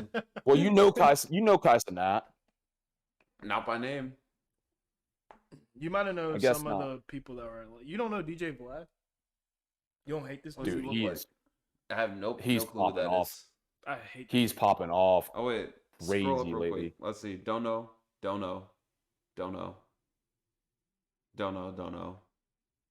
And then they put Urbo He's scrolling above so fucking fast, Nardwar. Don't know. Like, oh my god. And then Oh, Adam yeah. 22 Oh, yeah. after all that backlash in 19. Look, All right, here's what I'm thinking about it, to be honest. So, Joe Budden is probably my favorite hip hop media personality by far, but I'm gonna have to push back that he's number 1, and as hard as that is for me to do, and I think that he's definitely got an argument to be number 1, but I just don't see how. I don't see how Charlamagne the God is not the number 1 spot on that. I feel like he's had to be number 1 for the past 5 years at least, in terms of overall hip hop media personality. Now, as far as hip hop podcasts are concerned, I can see how you put Joe Budden number 1. I think he's absolutely running hip hop podcasts. But as far as just a media personality, I think Charlamagne the God has got to be over Joe Budden. I think I would put DJ Academics above Joe Budden. I put him at number 2, or I guess he is at number 2. I would have Joe at 3.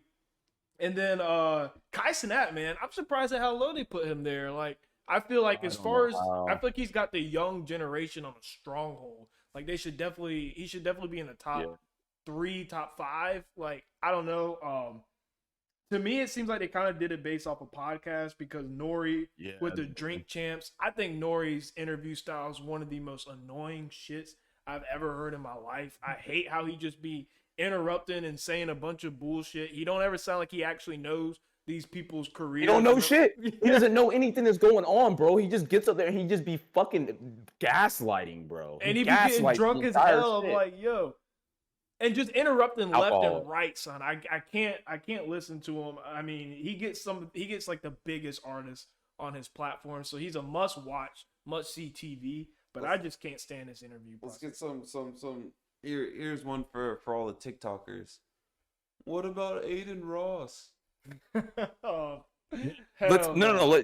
Actually, no. Listen here though. Listen here. If you do think about Aiden Ross in terms of just overall hip hop popularity, yes, maybe he's not a hip hop influencer to a like 100% degree, right? But he is on that. Like he came from the same tree as fucking Kai Cenat, the same tree. Kai Cenat's just got this. I mean, Kai Cenat has been the same person for so long. Aiden Ross had the quicker come up. That's the difference. And now Aiden Ross with his But Aiden Ross just hangs out with hip hop people. He's What not about like the a hip hop person. What about the guy that turned into a white supremacist, a Nazi dude?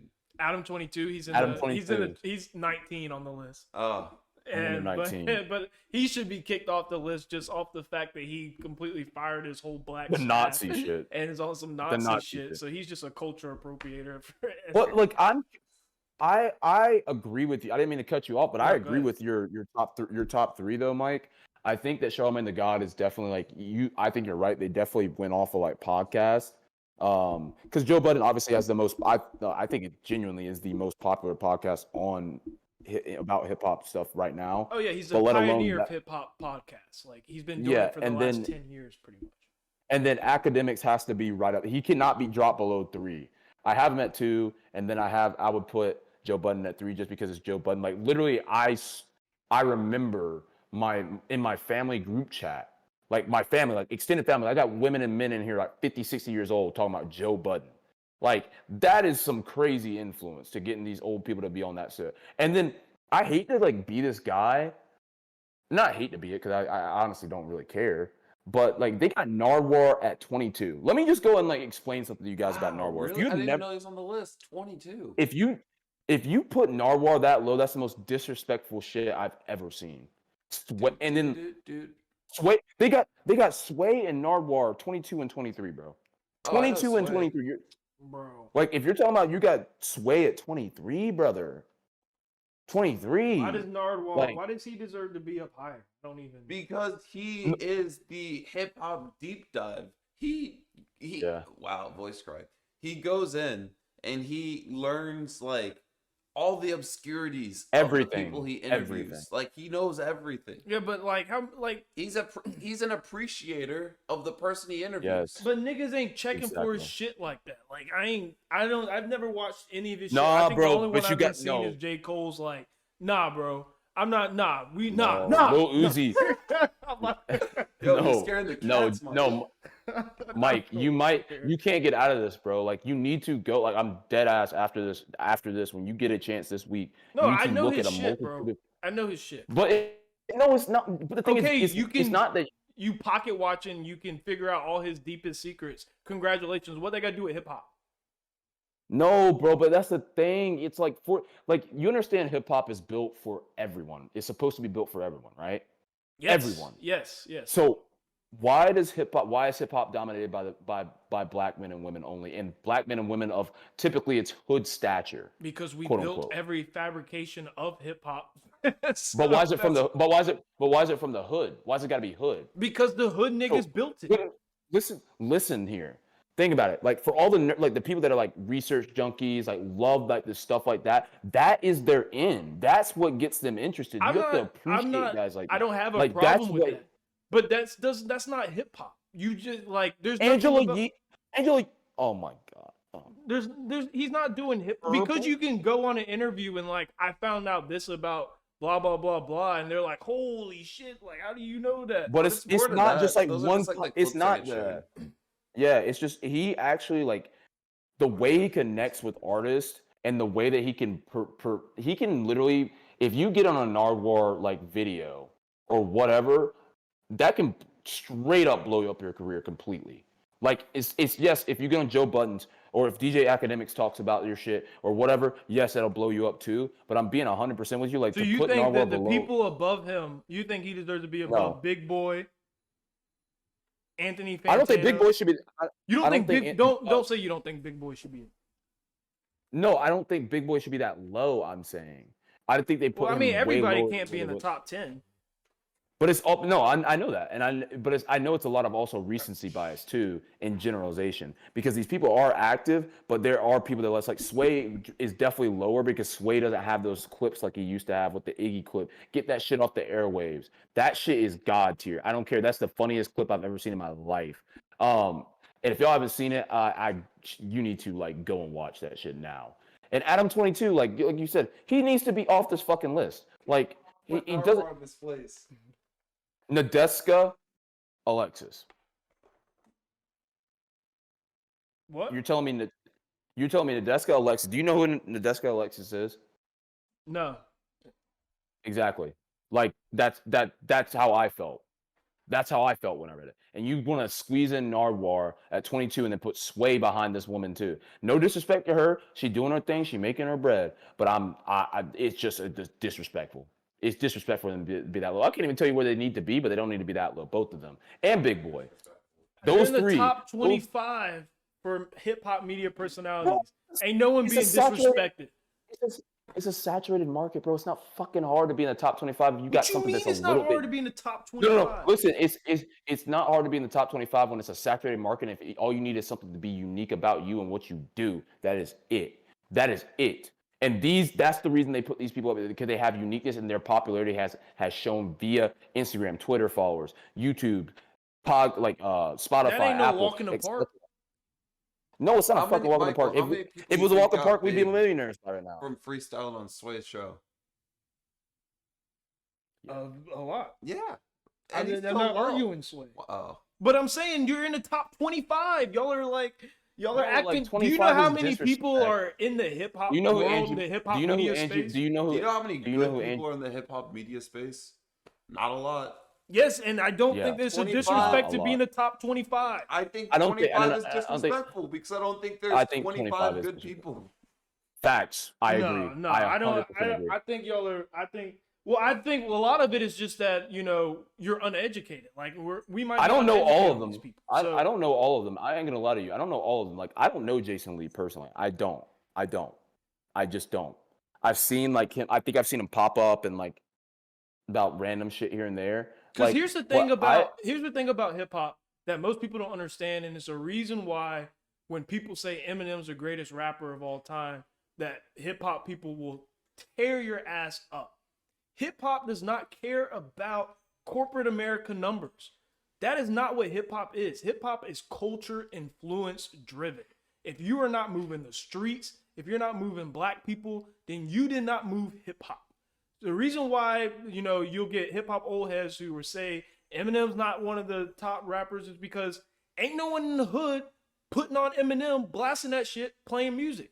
That's what really matters. When you talk about hip hop, you're talking about moving the culture. We're not talking about numbers. We're not talking about statistics. That's all white America stuff. That's all corporate America. You give that to pop, rock. They can have the numbers and have fun with it and fudge all that. We're talking about culture, son. It's much bigger than the numbers. You got to move people. You got to change the way people are talking and moving. That's why I think that like a lot of these people on this list are, in decent spots, and being in the top 25 of the hip hop media personalities means you are a top 25 most influential move in the culture right now. I will say Why are we not Eminem up there right will be now? Added to the dictionary. Huh? Oh, we coming, bro. We coming. But no, like I mean, I get where you're coming from. Like I agree with you. Hip hop isn't based on 100% numbers. There's obviously results behind everything. You need some type of results, or or everything you say is flawed. It's like a fact. If you don't, if somebody says, "Oh, like that's fact," and it's like an opinionated thing, you can't really prove it. You can make whatever sense out of you want to. But I get where you're coming from and how hip hop works compared to a lot of other industries or genres. I just think that like I agree with Chad, and I'm being 100% honest. Like it's not just because I see these people on TikTok or Reels or I read about their conversations or I hear about it via a friend. That is called moving the culture and moving people. Like if I'm figuring you out, it is a base on popularity. It's 100% based on popularity. And like the fact that like, I mean, hold up. Let me shit on somebody really quick. Angie fucking Martinez. Look, she had Lauren London up there. I'm reading the list here. Kim Kardashian and Ashanti. Kim K, that's one thing. Lauren London, another, because obviously with Nipsey stuff. Ashanti, I mean, I could give two shits about. Like, and could you tell me what Angie Martinez had, like, what even her personality is like? No. Like, not even, I don't have a fucking clue, bro. A clue. I have a clue about a lot of these people, how they work their conversations, but I ain't got no fucking clue. Why is she at number 12? Why is Narwhal? Why is Sway? Why are these people so low? Big boy, just that shit is disrespectful as fuck. I ain't gonna lie. That shit's like, they don't give a fuck anymore. They just putting this shit out just to piss people off. But Big Boy could for be higher anybody, for sure. no, 100%, 100%. I just think if you're going off that notion that you said, then everything, this list is completely flawed in the ideology that you think that like, oh, they're in the top 25. Then if they're in the top 25, great, that's awesome. They should be proud of that. But like, dog, some of these people are not moving shit. Like, I should have never heard. I've never heard of you at all, bro, at all. And But all I here's the see thing, is though. one. Hip hop is not just 25-year-olds. Like some people are hitting different demographics. We might not be the target audience for them, but they could still be moving hip hop. If you are in pop culture nowadays, let me just go and tell you something. If 25-year-olds don't know about you, your shit ain't popping. It's just what it is. Because we're at an age no, the thing is we're at an This age is hip now, hop, bro. though. But that's what I'm saying. We understand. Culture. It's hip hop. Yes, and hip hop is a whole different land. We know this. No, but But hip hop is the but you're difference talking about between influence, bro. Influence is based on the youth. The youth changes how people see things. I'm talking That is about why. influence over the culture, not just the youth. Yes. My point is that the reason why they say that Eminem was not the greatest is because he was moving white kids. The culture does not care about what white kids are doing. I'm saying that those little TikTok things, when you go to the concert and all you see is a bunch of white kids that can afford it, that is not what we base who's moving the culture off of. We're moving the culture off of our roots as black people through the streets and through the hood. And I mean, obviously, we're not from the streets of the hood, so I'm not gonna act like we're from the streets of the hood. But I'm saying, I was about to correct your shit real quick. I was like, what the no, fuck are you talking I about? love being from the burbs, baby. I don't play them cage games. I'm from the burbs, baby. But all I'm saying is that's what we base who moves hip hop, who's influential, who moves the culture. It's the reason why like Jay-Z is considered the GOAT to most people, even though he's never been the hottest rapper in the game or the biggest rapper in the game at any point in his career for no dominant period of time, is because of how he moved the culture. People were changing the way they looked at the rap game because of Jay-Z. People were coming out this way and whatnot. I agree. So, I mean, just because you're running TikTok and you got influence doesn't mean you have influence over the culture or hip hop per se. Like 6ix9ine is one of the biggest artists in the world. Do you think he has influence over the culture? Fuck. Exactly. So, but I mean, he's got undeniable numbers when he drops. Is Joe Budden not the biggest? Like you said, he invented hip hop podcast. Is he not the biggest hip hop podcaster out there? But it's Is not he a podcast like, list. I said if it was podcast, he should be number one. It's just No, hip hop and I as agree. a whole. Yeah. like the personality. I just think that like we could go on for fucking hours talking about this. Really, genuinely, I know this, but it's like yes, we definitely. I'm a bit uneducated on some of this, and I'm sure you guys are too. I There's am some too, people yeah. out there I say genuinely don't know, and I'm ignorant to some of these folks up there. They might have great content, and you know what I will like I'll do my due diligence, and I'll be more mindful and better because I can't do that shit in a week and fucking listen to all these motherfuckers. I can't, but I'll take time out of my, and I honestly probably won't listen to them all, just to be frank, because I be seeing the people they bring on, and it ain't worth it. So like just to end the note, and I don't know if you have anything else to say either, Chad. It's like I understand where you're coming from. There's definitely some massive snubs on this list, in my opinion. Just my opinion. And let us know like what you guys think in the comments. Like I said, via YouTube, via Pod, via Apple Music, Apple or Spotify, etc. Because we up in your face everywhere. Crack epidemic like crazy. Crack And epidemic. shout out. I want to let I- these people know this shit is like crack. I Go ahead. want to say one thing real quick. I honestly don't care where any of these people are placed on the list because y'all about to get the best view of all three of our asses one day when y'all all below the After Dark podcast. That's all I gotta say, son. You better go ahead and take a nice and fine dandy picture of that because I don't care where you're gonna be listed. Y'all gonna be complaining because we ain't seeing nothing but number one, son. You're just gonna turn a bunch of little young black kids into little mini Stephen A's, just fucking arguing about shit that don't even fucking matter. And I'm like, hey man, that's what we do. But on that note, I definitely kind of want to move into something. And I mean, I know that honestly, just to kind of end things here, like just to end just something that happened today, or happened recently, very recently, something that I feel like we have to bring into attention, even though we hate talking about fucking politics. Absolutely hate it because that's not what we're about. We got to speak about it because it is a part of culture, period. So our former president. That's not part of the culture. We just got Mike to give us a definition of it. well, it is part of our livelihood or was a part of our livelihood for some point. But our former president, I won't say our former president for those that are really that PC. Former President Donald J. Trump was actually arrested today on the recording of this cast, and it was basically because of hush money. It was through businesses, etc. What you guys have probably all heard down the reins, and we're not going to spend a lot of time on this, but I think the most important thing, the question to ask is it's supposed to be about hush money, but is this really something that happens more often than not with celebrities just in general? Like it may not even be businesses that we just don't talk about enough. Oh yeah, absolutely. The only problem with this is how close it was to campaign and getting campaign funds into it. Like if it wasn't for the fact that he was president or running for president at the time and using taxpayers' dollars to do these hush money payouts, it wouldn't be a big thing. Yeah, I agree. I mean, I think hush money payouts are all over celebrity culture. I mean, you can't even hang out with these guys without signing an NDA. So if something does slip out, you're gonna get paid for But that's where I wanted to bring up the point actually, because I knew somebody was gonna talk about NDA. My question is like if he had these things with businesses, which are, I mean, there's a lot of legal shit that famous people do that they'll still have people sign NDAs. Don't know how, don't know why they do it. Whatever. I don't care. That's on them. And I wouldn't do that.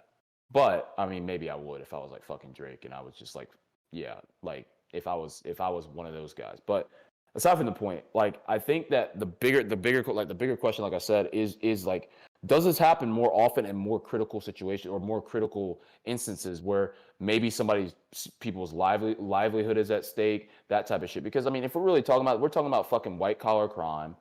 Like, let's just be honest. We're talking about white collar crime, the standard shit that white folks do. No offense to my white folks listening, because I got nothing but love for y'all.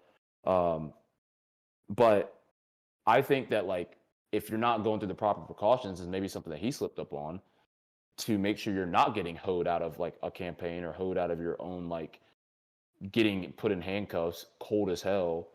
Like, what are you doing like as a celebrity, as someone that's so not sought after, but someone that's so in the public light all the time? So my opinion on it, obviously I think everybody agrees that it happens all the time. But then the backup question to that even is if you're a girl or a guy and you're in a situation with a celebrity and they're like, hey, here's an NDA, and they ain't even dropping hush money. Maybe they did something that was sketchy, right? Like they did something that's sketchy and it's definitely something that's probably not even close to legal. Are you just signing an NDA and just walking away and just calling it a day? Well, usually you sign the NDA beforehand. Yeah. Yeah, but I'm just saying if you already know some shit's popping, like you already know maybe some shit's I don't want popping. those I'm sure. Yeah, I'm signing the NDA. I don't want those problems. I've signed multiple NDAs in my life. I mean, I think Chaz got if you those had a problems, corporate, apparently. if you, well, I mean, I'm pretty sure if you take a corporate job, you sign some type of NDA in your Yeah. DocuSign. You For did. some of them, you don't have to do it for all. Well, yeah, some of them. That is true. You got to, but I mean, that's just a light note. I wanted just people out there to understand that we are in touch with other things aside from just standard pop culture, and let you guys know. Obviously, I mean, we're not going to sit here and berate about good or bad Trump, however you guys feel about him. But that goes back to the question that we had a few weeks ago: will this change the precedent of the president and what they are and aren't allowed to do? And is this something that should be accepted by the United States of America as the public? And understanding that this is probably somewhere down the line maybe going to happen again. So that's really all I have for you guys, man. I hate to end it on that little shitty little note. Here's a funny It's thing not about shit. that. Someone on the news quoted, not quoted, but said, not a quote. I can't find the quote, but they said Trump getting arrested is just as bad as when South Carolina seceded and started the Civil War. is the same amount of injustice as that. Yeah, I mean, let's just be honest, man. Like, if you do the crime, you got to do the time. We all know this. And for all of those that used to steal from your local WalMarts, because I know every last one of y'all motherfucking did it. I know every last one of y'all motherfuckers did it. I'm gonna let you know that I see you. I feel you. I understand you. I'm not admitting to a crime. This ain't no affidavit. I'm gonna go and let the people know that I'm not a thief. Don't self-incriminate, yo. But I'm the dropping first this thing regardless. but the first thing I'm gonna let you know is that if you do the crime, you better be willing to do the time, my boy. If you're gonna murder him, shout out Young Thug. He didn't do it. Free Thug. And all of his gang. Yeah, it's not a label. It's a gang. Shout out Crack Epidemic. I'm out. Other than that, guys, I think that was a solid. Oh yeah, I'm good with that. You know, like always, everybody, please like and subscribe. We did get some more subscribers on the last video. It's still up, man. Once we get to 50 subscribers, Chad and Sterling can decide what I eat, and it's gonna be something crazy and it's gonna be wild. I'll do it right here live on air so y'all can see it. But that was all we had for you today. We had a packed show. I hope you guys enjoyed it. So for the fellas out there, remember, they only want a 1% man, so you got to quit your bitching and get your bread up. And for the ladies out there, go ahead and move on, sweetie, because he don't love you, but it's okay because you're still beautiful and powerful. And the After Dark podcast will always love you. Like I said, it's the After Dark. Until next time.